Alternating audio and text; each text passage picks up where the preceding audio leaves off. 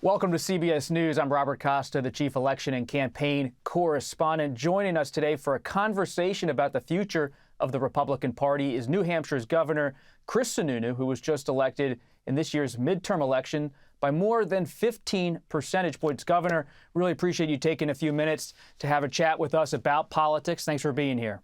You bet. Thank you. So I've known and covered your father, John H. Sununu, the former governor, for a long time, a very candid man. He can be blunt with his opinions. And I know you have a reputation for following in your father's footsteps in that way, being pretty blunt. So what's your blunt assessment about what happened to your party in the midterms? Well, look, we thought it was going to be the red wave. We got the red ripple, I think, as a lot of folks are calling it. It was a win for Republicans, without a doubt, but not what we were hoping. And it wasn't that we miscalculated on the issues. The issues were real. Inflation is still the issue of the day, but people, I think, underestimated the American people, frankly. American people want those issues to change, but they were smart enough to say, we don't think these are the individuals that can actually bring the change that we're looking for. We think these individuals are just going to be a little too extreme, a little too partisan, and therefore they couldn't get on board with bringing some of these new faces on. And so I think that's where, when you look at all the polls, the one question they don't ask is, when they look at what issues are important to you, education, inflation, whatever it might be, but is partisanship important to you? And really that really kind of took the cake, if you will, for a lot of this. And it's something that I think a lot of folks underestimated and we missed. But the good lesson there is, we have to have candidates that can win. It doesn't matter what you do in a primary if you cannot close the deal in November. And so,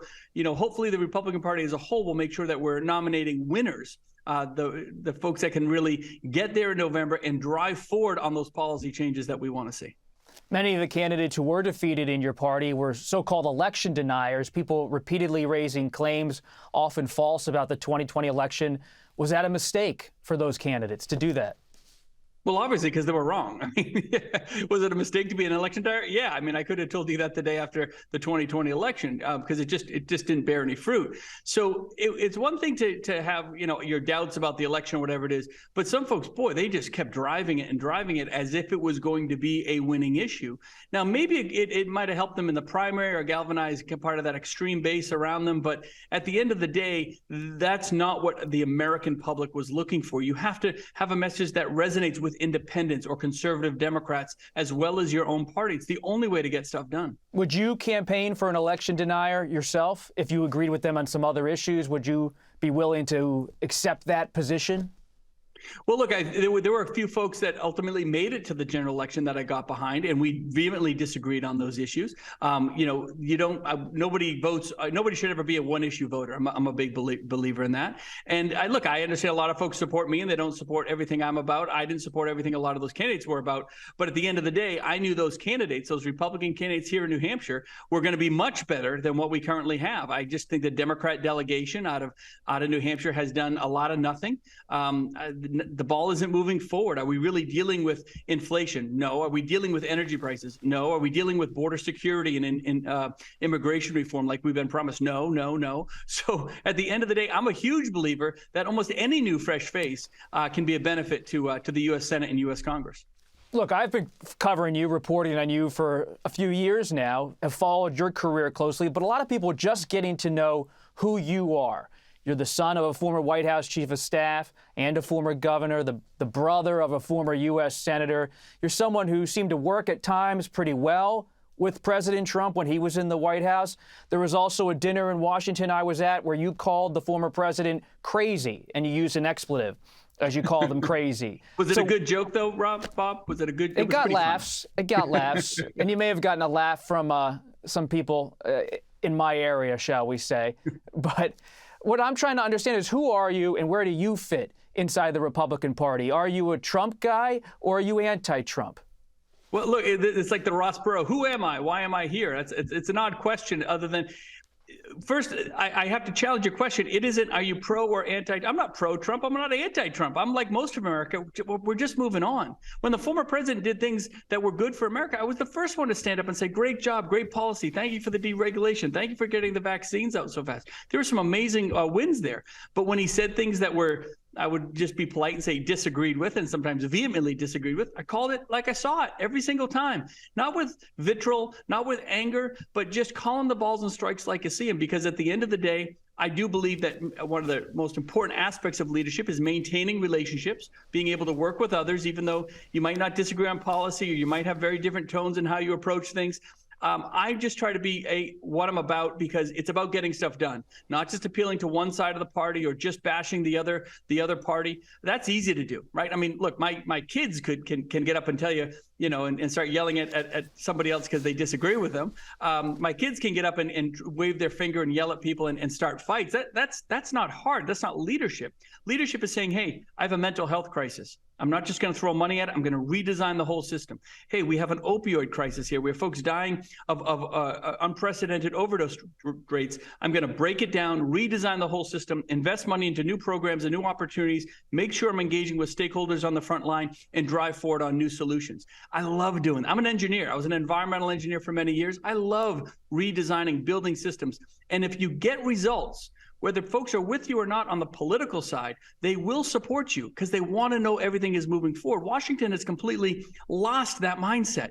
They've lost this idea, and the most important fundamental, it's not about us. The job is so much bigger than us, and we have a responsibility to live to the accountability and standards that were set in the Constitution, set by the Founding Fathers, and deliver on it. It ain't about social media, and it ain't about headlines. That's easy. It's about really getting stuff done, and if you do it, you will be rewarded. You just talked, Governor, about maintaining relationships, and I understand what you're saying, that when you're governor, you want to work with the person who's in the White House, the President of the United States. You clearly maintained a relationship with Trump when he was president.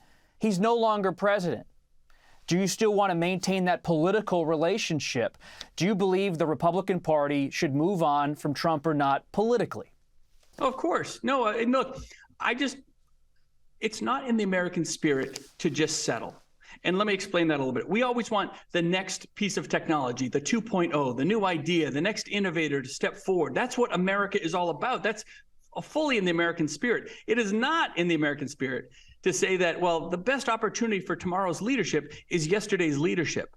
That makes no sense. So I think just naturally we're moving on because it's what we do. Thank you for your service. Appreciate what you did. Maybe we disagreed. Maybe we disagreed. But we're just moving on. And I think that's what you're going to find in the 2024 election. You're going to find candidates on both sides, because there's no way I think Biden has a clear run at this. He'll be challenged on his side. Republican candidates will step up. New ideas, new faces, a new approach. That's exactly what America's looking for. And that was the message of a month ago. That was the message of 22. We want a different approach. We want bipartisanship, because at the end of the day, you have to actually start delivering on these issues. We have $30 trillion in debt. People don't even talk about a balanced budget anymore. We have an unsecure border that is letting the human trafficking and the drugs come in at unprecedented rates. Cartels are now driving our opioid crisis. It's cartel driven, as I like to say, not just because of overprescribing or user demand. It's really cartel driven. We've lost relationships with Mexico. All of these things aren't just talking points on the national news, if you will. They're real things that are affecting people's lives. And I see it every day as a governor. You don't see it so much in Congress, but as a governor, I'm with constituents. I'm talking to folks one-on-one every single day, not about what I want them to hear about me, about their issues. And then I try to find a way to understand, have some empathy for what they're talking about. Maybe we agree or don't. I find a way to break down some of the barriers that have caused those problems. And just because something is federal doesn't mean I'm not trying to provide a better solution or a better voice to it. You're talking about the Republican Party needing to move in a new direction, to not go toward the past once again when asked about former President Trump. You're talking about your own message in New Hampshire. You believe it's something that could translate nationally in terms of people approaching governing and problem solving in a particular Sununu-like way. The question must be asked, are you seriously considering a possible run for the Republican nomination in 2024? Well, most importantly, I did put my application in for CEO of Twitter. So that is probably going to come first. Look, my focus is always on New Hampshire, but I will say this. It's not just about what Chris Sununu can deliver for America. It's really about the system we have here in New Hampshire, right? We're very into local control, individual responsibility, individuals having more say about everything from their taxes to their infrastructure to the policies in their schools, more here than the other 49 states by far. I remarked to like Glenn Youngkin, right? Glenn is a great governor in Virginia, and he got elected when he said parents matter. And those two words really translated even beyond schools. It said individuals matter. Well, look, the joke I make is, yeah, parents matter. We've been doing that for 200 years in New Hampshire. The rest of America is finally waking up and realizing that model can work for them because it has been so successful here. So I'm going to keep talking about not just what I'm about, but what the New Hampshire style of government is about, how we're able to do it. We have no sales tax. We have no income tax.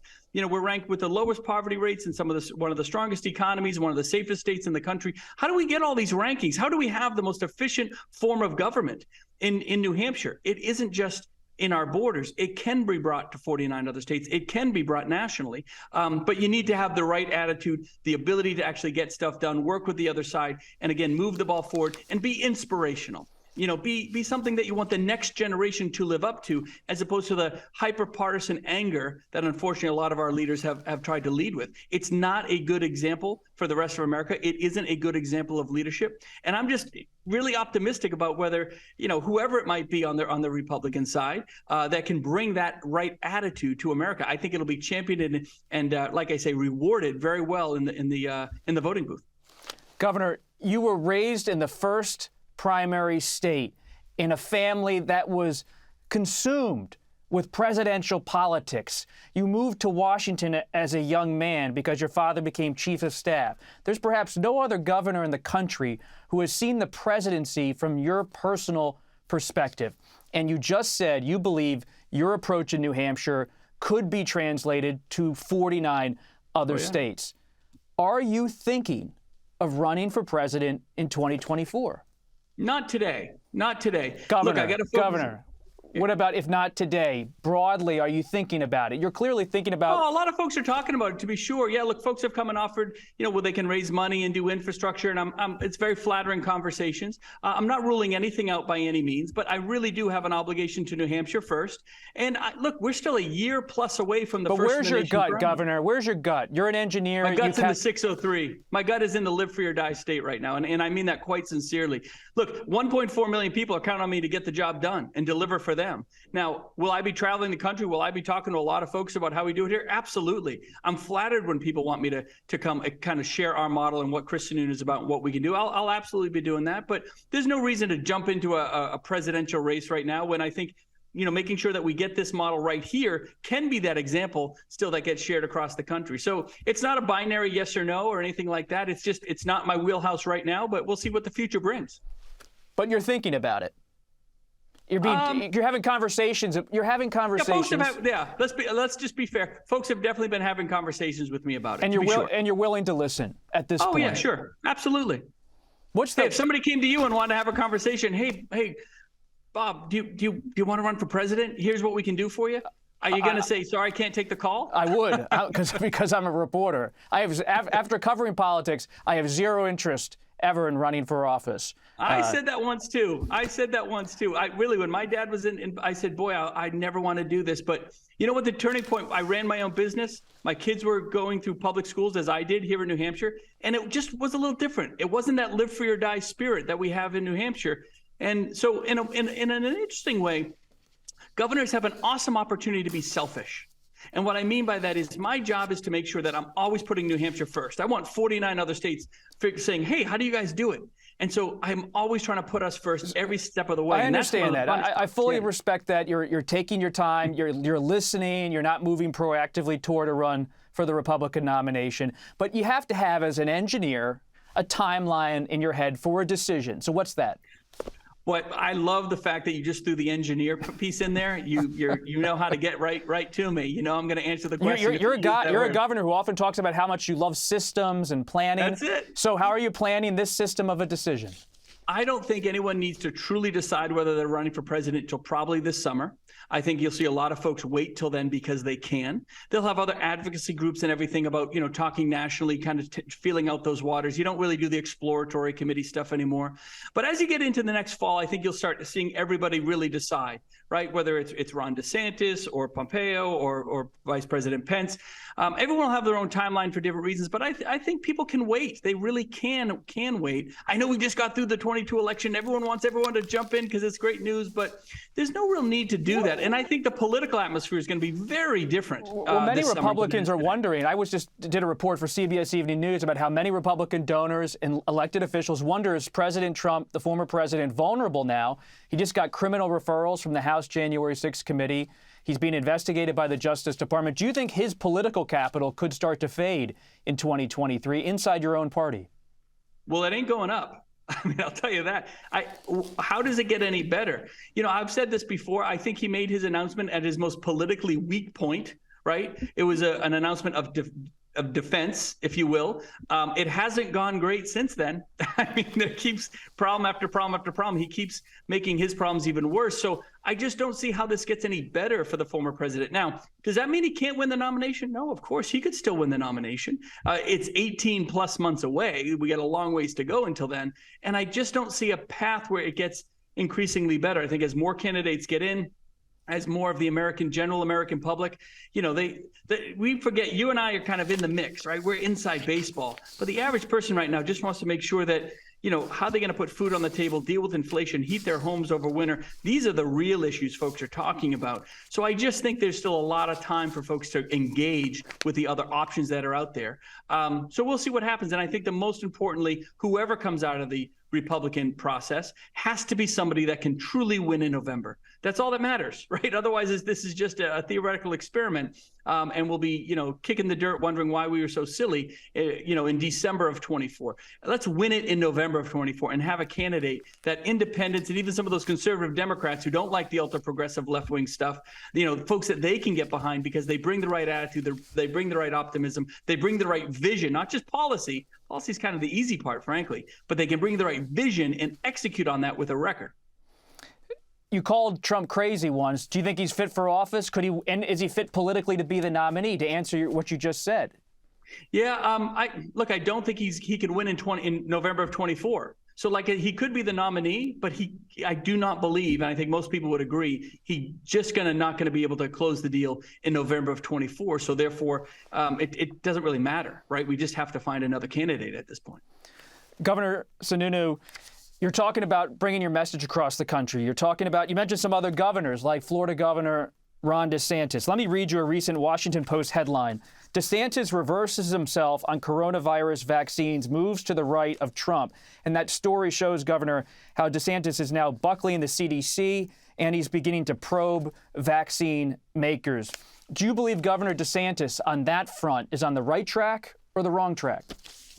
Well, look, I think he and I probably disagree a little bit on you know, vaccines and the approach and the messaging around it. So I don't want to comment on his track per se. I disagree with the CDC on a lot of things. I think leadership there has one message one week and another message the other. I think they've been, frankly, a disaster in terms of their appropriate messaging to the American people. It's very confusing. I think that, you know, when you talk about the actual vaccines themselves, I think it was great that the vaccines came out. There's no doubt that the vaccine had a lot of value. Was it the end all be all 100%? No, of course not. And of course, we were sold a lot of that. But there's no doubt that it actually helped. I mean, just look at China, right? They had virtually no vaccine and they're still caught in the midst of these COVID waves and all of that sort of thing. So I don't want to comment on Ron DeSantis per se, other than let's recognize where we had to move very, very quickly. We got the vaccine out. It clearly helped. There's no doubt about that. But I think there are valid questions to be asked just about, you know, I've always wondered, why don't we have more vaccines now? Why don't we have more vaccine makers? Why did it only stop with, you know, Pfizer and Moderna? The J&J vaccine has effectively been pushed to the side. The government stopped looking at other vaccines or other ways to do it. Should it be an mRNA? Should they go for another form of vaccine? That whole discussion kind of stopped. And I've always wondered what the heck is going on there. So I think there are definitely questions to be asked. But at the same time, you don't stop everything. You don't become, you know, you don't just say, well, you know, this was all a hoax, or, you know, COVID was a bunch of nonsense. COVID was a massive public health emergency. I think governors on the whole did a very, very good job. If you remember, Congress disappeared, did virtually nothing after April of 2020. It all fell on governors to actually manage their states. And by and large, I think governors came together and did a very good job in doing that. Red state governors did a lot better than blue state governors. That's to be told, because We kept things open. We kept things flexible. We kept things moving while also instilling having transparency and instilling public trust. So, I can just talk about how we managed it here. I don't want to get into too much in the details of what Ron's doing right now, because I don't know, other than to say there's valid questions to be asked, but it doesn't mean you become an extremist one way or the other. If you do start to explore a 2024 presidential bid, some Republicans across the country will wonder, well, what kind of governor is Governor Sununu when it comes to dealing with corporations? DeSantis has gotten a lot of attention in Florida for battling companies like Disney on issues like gender and cultural issues. Is that the kind of thing you do up there in New Hampshire, or do you have a different approach? Very different approach. Very different approach. I'll just say this. Private businesses are private businesses, and we have that live free or die attitude when it comes to things like that. I may not agree with what a private business does, but it's their business. It's their blood, sweat, and tears. And at the core of Republican values is limited government, local control, low taxes, individual responsibility. And even when someone might not agree with me, I have to appreciate folks' individual responsibility. It's their choice to make. So I don't believe in battling corporations at all. I believe in empowering them, because they hire America. They drive the economy. They create opportunity.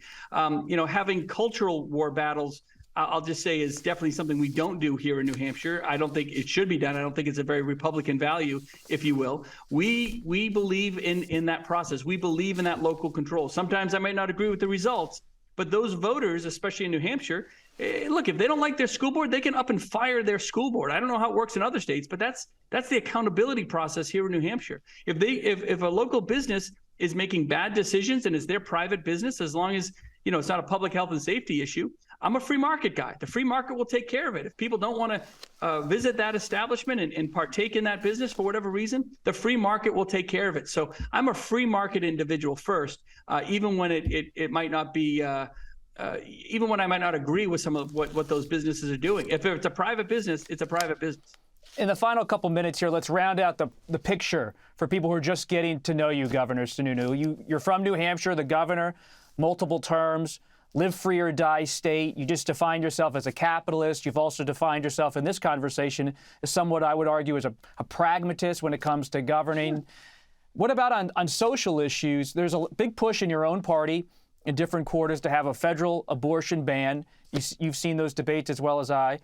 Where do you stand on abortion rights and whether there should be a federal ban? No, there should not be a federal abortion ban. That's nonsense.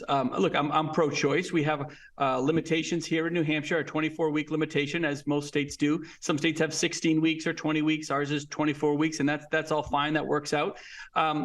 So I tend to be a states' rights guy. I really do. I tend to. I think most of these decisions, it's okay for them to fall to a state decision. I supported Roe v. Wade and all of that, and I think it was fine that I think it would have been fine if Roe v. Wade had stood. But they made a different decision. They broke that precedent, which was quite surprising. So states just have to make up their own decisions. But it'll be interesting to see, especially on that issue in particular, where it all sorts out, right? Because if you're truly a pro-life governor, then it's your option to ban it. So ban it.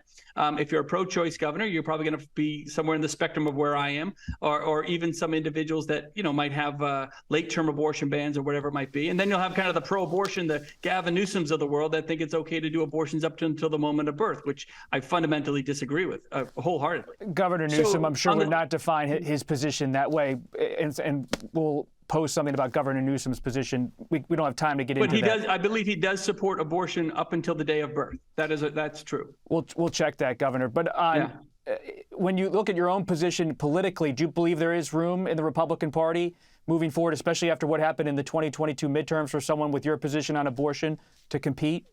Well, it's not just about abortion. Look, if you look at social issues as a whole, the next generation of Republicans tend to be a little more moderate on the social issues, but they want someone that can manage, gets things done, and be a fiscal hawk, because managing other people's money, there's no more important role of government than managing other people's money. It ain't my money, it's your money. And so how we manage that, the efficiency we bring, that's exactly what the next generation, especially of Republicans and independents, are really looking for. They tend to be probably a little more where I am on social issues. So it's never just one issue or the other. It really has to be the whole package of the candidate. It has to be the attitude and what you're bringing to the table. I can tell you personally, I'd probably only vote for a governor. I think you should only vote for executives. Senators and congressmen are fine on policy, but they don't have the executive management experience to get stuff done, to understand the buck stops here, accountability of systems. That's a fundamental difference. So I think governors as a whole are going to start taking a leadership role in this country. I always say that the U.S. Senate, they have their place, but kind of the B team, frankly. It's really governors that got stuff done. I wonder how your brother feels about you saying he was on the B team when he was in the U.S. Senate. But yeah. Well, sorry. Trust me. Good luck at the holidays brother, so. making that point. Governor Chris Sununu of New Hampshire, thanks for stopping by for a conversation. You bet. Thank you so much.